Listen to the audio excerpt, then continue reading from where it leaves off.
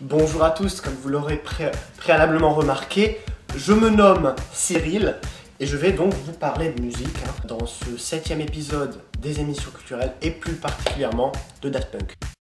Alors Daft Punk c'est un groupe de ouf, c'est un groupe de malades. Daft Punk, d'ailleurs Daft Punk pour les intimes. Alors tout le monde aujourd'hui connaît Daft Punk, c'est un groupe très en vogue. Moi je connais pas Daft Punk, monsieur.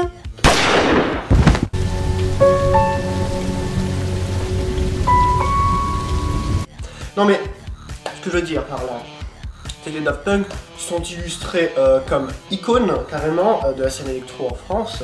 D'ailleurs que la scène électro en France est très bien représentée par des artistes comme Rekbo, comme également Monsieur Swage. Monsieur Swage très connu et très bon, très fin, un harmonica très fin. Daft Punk donc est un groupe qui se compose tout d'abord de deux DJ disc jockey français. Il y a donc Thomas Bangalter et évidemment Jean-Manuel Cristal, évidemment, le célèbre, le fameux, qui a lancé le projet Waves en 2012, un projet qui ne verra jamais le jour, mais qui a donné 2 albums plutôt florissants. Et c'est ainsi que je vais commencer à parler donc de la discographie de Daft Punk. Alors Daft Punk, c'est quoi au fond Daft Punk? C'est des sonorités très électro, marquées par leur temps, avec l'utilisation de vocodés. On se rappelle tous bien sûr que les deux Gugus viennent d'un lycée parisien, plus particulièrement versaillais. Et donc on peut aisément imaginer leur discussion en sortant d'un cours de philosophie ou autre mathématiques. Par exemple, Thomas disant à Jean-Manuel « J'aimerais bien devenir chanteur plus tard ».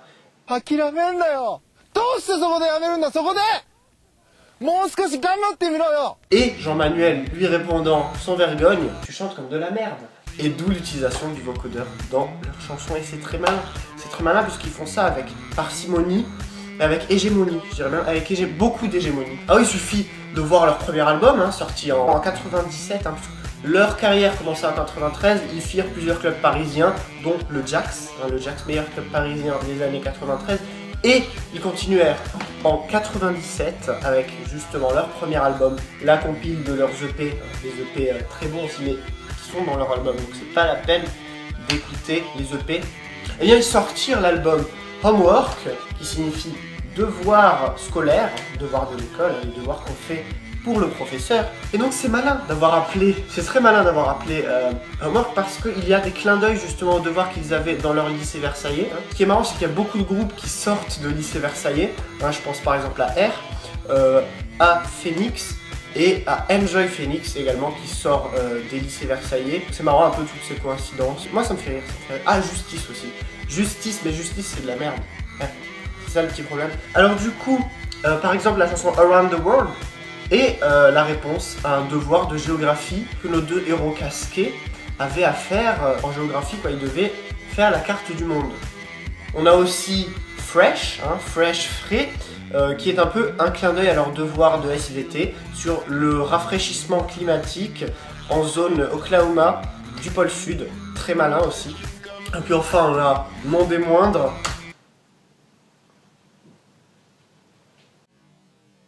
le morceau Alive, qui est bien sûr un clin d'œil à la leçon de biochimie sur les espèces éteintes depuis plus de 1500 ans en Afrique médiane.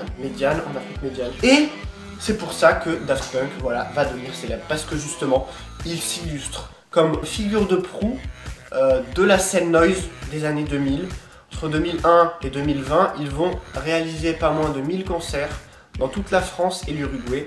Et dans le monde également, ce sont devenus des artistes planétaires d'ailleurs, au point même que l'on pense qu'ils sont américains, alors qu'ils ne sont pas du tout américains. Jean-Manuel ne figure pas parmi l'officiel des prénoms américains 2014, ni 2015, peut-être 2016, mais on ne sait pas, je n'ai pas d'informations claires sur le sujet. Donc, Daft Punk continue, parce que 1997 c'est l'année de l'album Boom Boom, l'album très noise, avec des morceaux comme Roll in the Scratch, qui est vraiment très ardu. D'ailleurs je me demande dans quelles conditions on peut écouter Roll in the Scratch.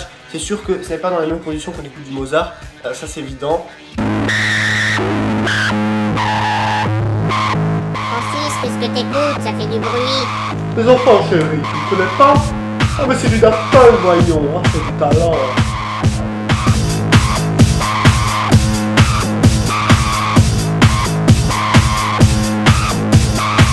Vous en conviendrez. Et donc c'est pour ça qu'en 2001, ils vont sortir leur deuxième album. Un deuxième album génial qui s'appelle Discovery. Discovery, pourquoi? Parce qu'ils découvrent le monde, un peu de la célébrité. C'est 3 ans après leur premier album, 3 ans, et ils se déguisent en robots.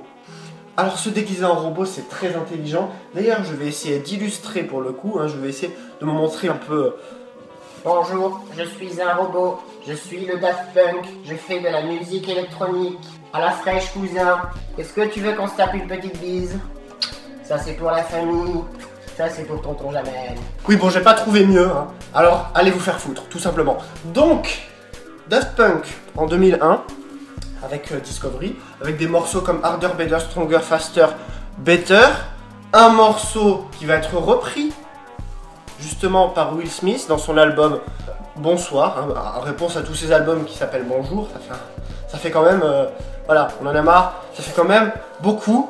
Daft Punk va se faire connaître mondialement, hein, avec justement, c'est dans le 2001, dans cet album 2001, qu'ils vont bien utiliser le vocodeur et qu'ils vont masquer leur voix de merde. Et ça fait du bien parce qu'ils chantent vraiment comme de la merde, hein. D'ailleurs, on se rappelle tous de leur groupe Darling, leur ancien groupe, qui s'appelle Daft Punk, puisque, comme je vous l'ai raconté, hein, dans un précédent épisode, en 1995, les Daft Punk, hein, donc Emmanuel de Jean Cristal et Thomas, bien sûr, vont s'allier avec un autre chanteur de merde, il me semble Julien Perronnet, quoi, un truc comme ça, et eh ben, ils vont faire un album de merde, quoi.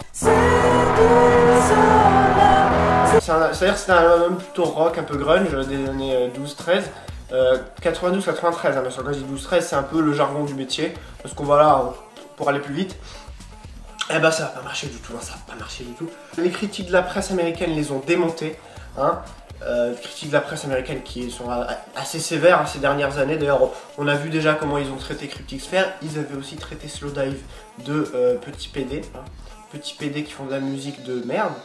Et Lush, le groupe Lush, très bon groupe, ils les avaient traités de gros star loose qui puent la merde. Donc voilà, on peut dire que les critiques américaines, un peu méchantes, et ils vont les traiter de Daft Punk, ce qui en américain, en argot américain, signifie gros fils de pute. Enfin, Daft signifiant gros fils de, et punk, hein, punk signifiant pute. D'ailleurs, les groupes, le saviez-vous, les groupes punk à la base sont des groupes putes. Hein.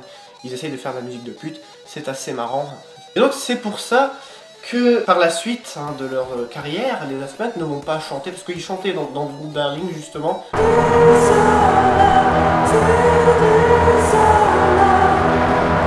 Et c'est pour ça qu'après, en 2001 avec Discovery, ils vont masquer leur voix, et en 2006, c'est la consécration avec l'album Human for You.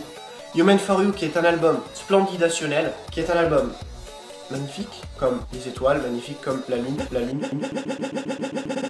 Parce que c'est un album qui s'inscrit dans son temps. Hein. En 2006, on se rappelle tous de la crise économique. En plus, avec justement la télévision qui était encore plus présente dans nos vies qu'aujourd'hui, parce qu'aujourd'hui il y a les tablettes, il y a les smartphones.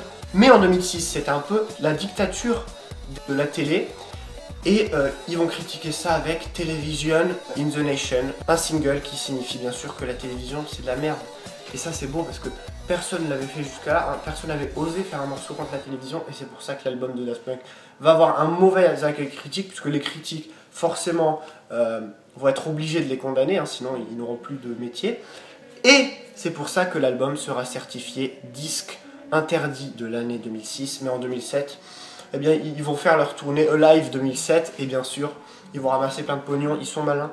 Ils sont malins parce que leur tournée 97 avait bien marché, ils ont fait une tournée 2007 qui ont cartonné. J'espère les voir en 2017 dans nos contrées, ça ferait vachement plaisir, putain. Et j'oublie de parler bien sûr de leur album sorti en 2013, qui un peu sort de toutes ces considérations un peu électro, tout ça, puisque c'est un album beaucoup plus personnel, beaucoup plus disco, et même personnel et collectif à la fois. Je suis tout à fait d'accord avec vous, l'ami. Enfin, j'aimerais quand même ajouter une précision. Dans leur dernier album, hein, les Daft Punk ont quand même fait des compositions beaucoup plus love pop, et je pense que vous auriez pu en parler. D'ailleurs, j'ai oublié de vous le dire, mais en 2004...